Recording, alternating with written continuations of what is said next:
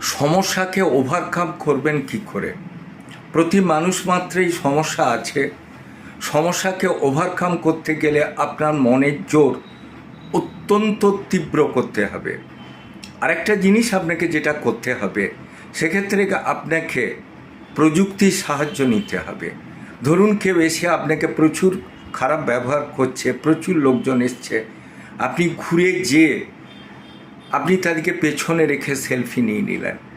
তারপর কোনো জাতীয় সঙ্গীত বা কোনো গান আপনি পোস্ট করে দিলেন। সেক্ষেত্রে কী হবে? তারা আপনার ফলোয়ার হয়ে যাবে। আপনাকে যেটা আঘাত দিতে এসে করতে চেয়েছিল সেটা কিন্তু পারবে না।